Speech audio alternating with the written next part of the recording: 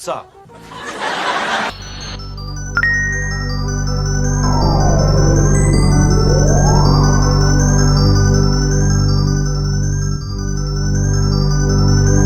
Hello, welcome back to nykTV. I am your host, Nika, and creator of nykTV. And today we're going to be looking at the Sup GAMEBOX POWER M3. This little handheld's another one I bought from AliExpress. I think I got it for around like $15 or $20. It was pretty cheap. This thing has as you can see, it has 6 face buttons. We got the A, B, R, L, and then we got X and Y on top. Got this, instead of a D-pad, we have this weird kind of thumb pad type deal going on. We have our select and start buttons. Of course, we have our home button. That'll take us back to that main menu. Of course, on the side, we have, your standard volume switches. You got your power switch.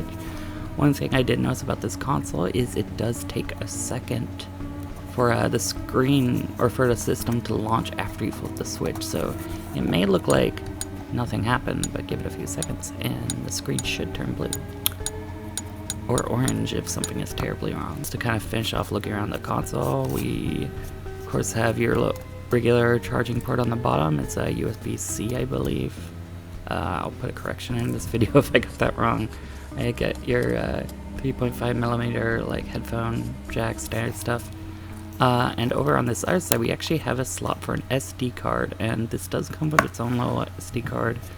Most videos I see tell you that it'd be better to buy like a name brand one or something. I hear these are kind of unreliable, but I haven't really bothered doing that. I don't really have any other SD cards lying around right now, so I'm just using the one that came with it, and it seems to be working alright for now. But yeah, let's I guess we'll talk a little about the packaging. I mean, it's pretty standard stuff. This comes in several colors. There's like, what is it, like red, there's a blue, there's a teal, and I believe there's like even supposed to be a yellow, but I've never seen that, so maybe there's a yellow console out there. And interesting thing about these consoles, a lot of these machines, these little cheap handhelds, will have phrases on them like sup or keep fighting, and I'm not really sure if that's like a brand or if that's just kind of like, kind of like a logo for that like manufacturer, what's going on there.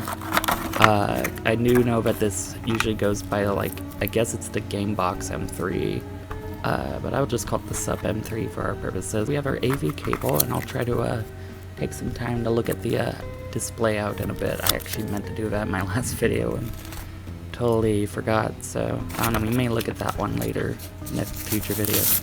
But we have AV out, it charges, it's pretty standard stuff. Pretty standard 12 or 1200 mAh battery. Kind of one of the just kind of a common rechargeable like Nokia style battery that you find in these things. It reportedly has, as it says on the website, 5 simulators, or for our purposes emulators. And yeah, it has NES, it has Game Boy Advance, it has Mega Drive, it has Super Famicom or SNES, and it has MAME, which is going to be your arcade games. Now, on its face, that's actually a pretty cool deal, but there's potential there for sure, but we're going to get into it. Alright, so I wanted to do a review on this on the Sup, this Sup here. And yes, it can emulate things. It emulates SNES, it emulates GBA, NES, arcade, I believe.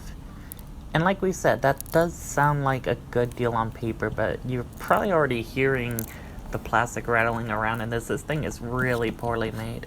And on top of that, like, the button layout is just crazy. Like, there's no way to map it, and half the buttons don't even correspond to what you'd expect them to. Now, there's one other problem I ran into, and it's, as you can see, there's this orange screen. Now, when I filmed this, that orange screen came and went sometimes, but since I filmed this, it's just all the time, and the thing has just become inoperable. I've looked at some forums, I've tried to figure out ways to fix it, and I just haven't had had much luck. You can see it comes back on here, but at present time it won't do that for me. But like, yeah, it's just a very weird little device here. It's like the L button is mapped to what we call the Y up here. The X button is like select or something, and it's not even consistent across the emulators. As I said, this can output to TV. It's got a few emulators. It sounds like a cool cheap deal on paper, but without a way to remap the buttons and without a way to really update it or fix it, and honestly just with the quality of this thing, I can't really recommend purchasing one. I definitely got it because I was curious about the form factor and just the design. And like I said, it emulates NES and Super Nintendo pretty well. GBA is a little choppy. Arcade is kind of hit or miss, depending on what game you're playing. But honestly, I just cannot recommend the Sup M3 unless you're just really into collecting these.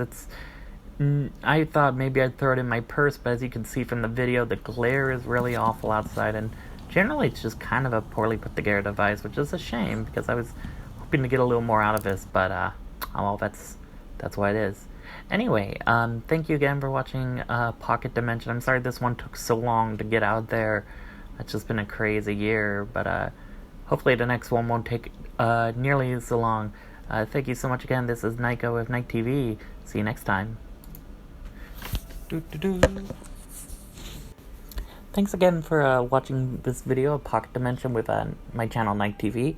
If you like that, if you'd like to see more of it, I actually have a Patreon. I've had it for a minute, but it helps me with my daily living costs, which admittedly are pretty tight. Patreon, consider supporting me for a month. You'll get exclusives. Like right now, I'm going to start doing some OC drawings this month for my patrons, and I'm always showing them exclusive previews and giving them like free stuff. Again, if you liked what you watch, consider subscribing and consider supporting me on Patreon and liking and sharing. And thanks. Bye-bye.